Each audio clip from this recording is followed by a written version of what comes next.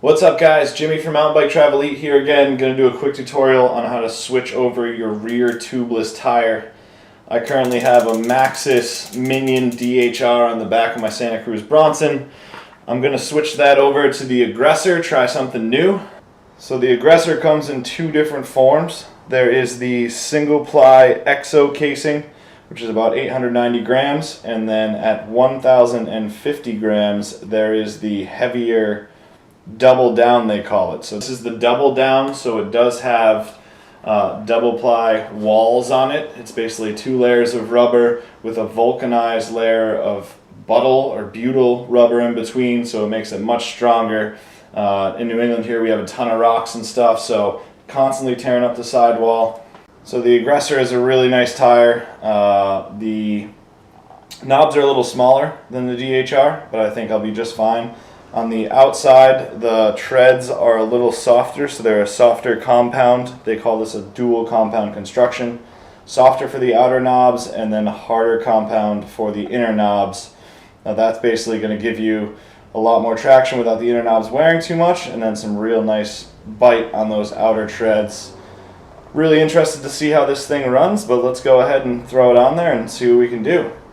So you only need a few things to get started here. Obviously you need your old tire and your bike available. You then need your new tire, make sure it's the right size. I run a 2.3 on my Bronson. Some guys like to run a 2.5 or something a little bigger. You need some tire sealant. I prefer the orange seal. This is the Endurance. It's said to last a little longer. This stuff is a little more viscous than the Stands, and it's just got a lot better reviews, so I'm going to give this a shot over the Stands. The sealant is also pretty cool. It comes with a little injector knob if you have a removable core for your valve stem. Mine is not. It also comes with this little bad boy, so basically all you do is if you have a removable core, you can take this, stick it into the core, and see how much of the sealant is left in your tire. A lot of the times you just have to guess or spin it around. So a cool little feature there. Then you're going to need some tire levers. Some tire levers here just in case your tire won't come off. You obviously need a bike pump to pump up the tire. And then I just have a sponge with some warm soapy water. So this is going to help the bead of the tire set in place. I don't have a compressor. I'm doing it with a regular pump. So you want to make sure that bead slides right into place. So the first thing you want to do here obviously is to remove your rear wheel.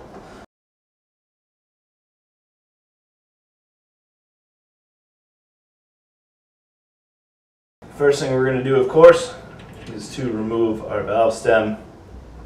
We're going to open this right up, and we're going to let all that nice stinky air out of there. It's going to smell like, you know, something like rotten fish and Stands.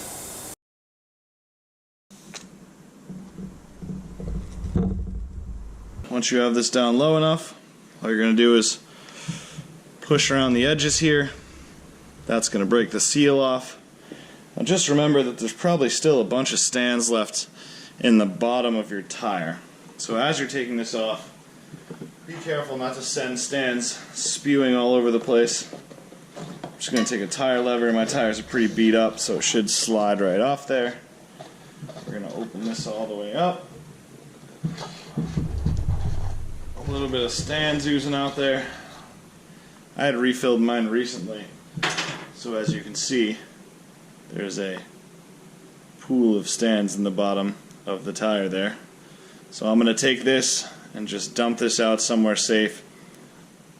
Alright, so I've got my tube all wiped out there.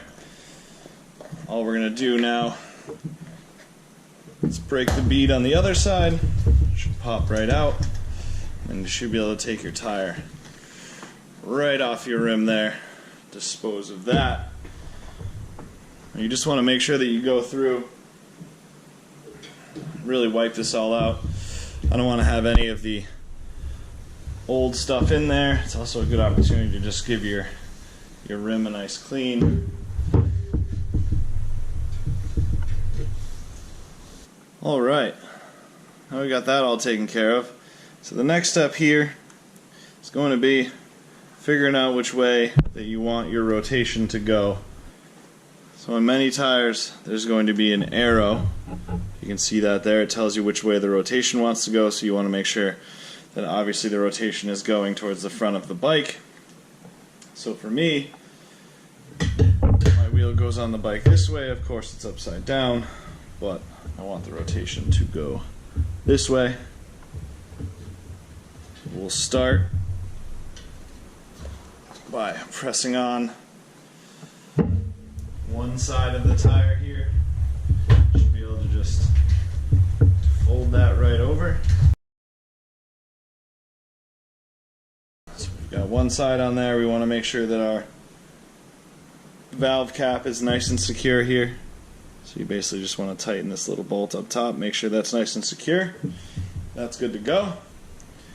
Alright, so now we have one side of the tire on, we have one side open. What I'm going to do to make this a little easier, because it's a brand new tire, is I'm just going to tape a little bit of this nice soapy water here with my sponge, and all I'm going to do is run it inside along this bead. Now what this is going to do is this is going to make it so that when your tire is trying to set into the rim, it's going to have this nice slippery soap on there, so hopefully it sets a little easier. Find that with new tires it's a bit more difficult, so we're just going to run a little bit of this soapier water around both sides. We can obviously wipe off and clean up our mess after. Okay, so now what we want to do, we're going to start feeding this on from the top. So we'll just start here and we'll start pressing the tire on both sides.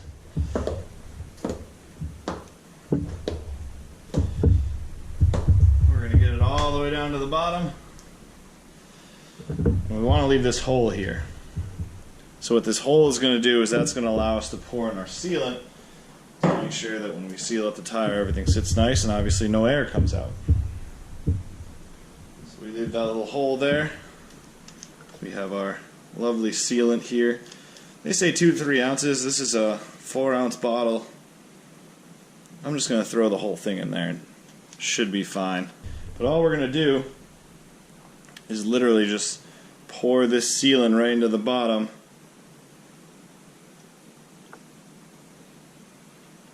A little mess there, but no big deal. Now, this part you got to be careful, so we're going to slowly rotate the wheel, trying to keep all that sealant at the bottom. So now our valve stem's at the bottom. We have the open portion up top, and we're just going to want to close up the rest of the wheel. And this might be a little tight. You can use levers. You don't have to. It does make life a little easier. Make sure you don't push down too hard on the wheel, because remember there's all that fluid down there. Now one of the things, if it seems a little tough in the beginning to set the tire, what you want to do, literally just run your finger around the whole thing. And make sure that the tire is actually sitting in the center of the rim instead of in the bead. If it's in the bead, you're not going to have as much space to pop the tire on. It's going to make your life a bit more difficult. But there we go. Now we're going to try to pump this bad boy up. Again, I'm not using a compressor, I'm using a regular foot pump. So hopefully this will work. Usually it does, usually it's not that big of a deal. Let's give it a shot. Alright, so we have our tire on the ground. We want to make sure that your rest of the valve is at the top. Take our pump here, lock that on. We're just going to pump with all our might.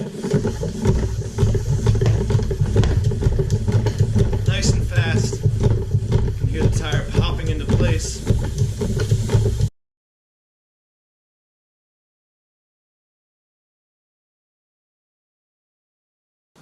Okay, so the trouble I'm having right now is that one side of my tire isn't seating properly, so since I'm using a foot pump, it's not blasting pressure into there. Basically, I'm going to have to troubleshoot. So what I'm going to do is let a bunch of the air back out, look at the sides where it's not setting, which are both of the sides here, and then I'm going to take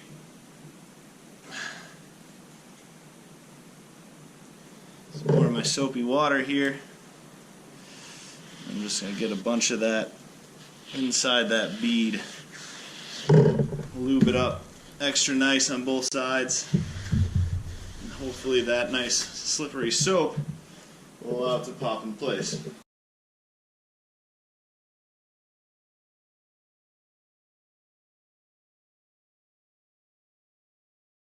Alright, so I'm having some serious issues getting this thing set, so I'm going to do what they say you shouldn't do. I'm actually going to use the CO2 and try to blast this thing onto the rim. Brand new tire again, so it's kind of a pain, but let's see if this will do the trick.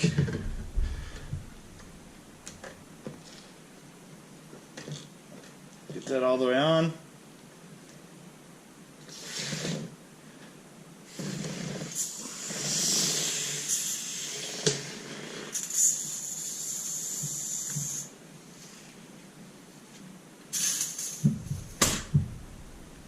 So it looks like CO2 did the job.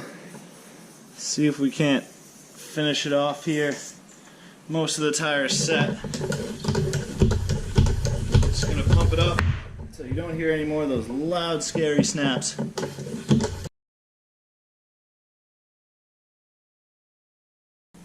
So now I've got it up to about 40 psi. Gonna take the pump off. Gonna close this up. The one thing you want to check for is you want to make sure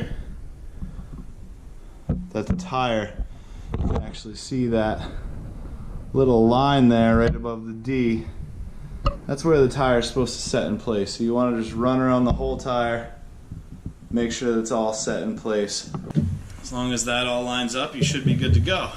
So once you have the tire set properly, what you're going to want to do is lay it horizontal, and then just rotate it around a few times. You want to make sure that you're dispensing that sealant everywhere.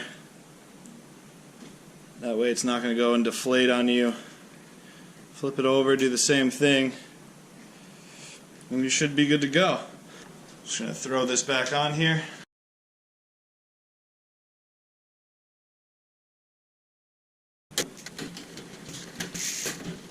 Alright, and there we go. Got the new Maxxis Aggressor hooked up on the Bronson. Good to go. Fresh treads. Let's get out there and ride. You!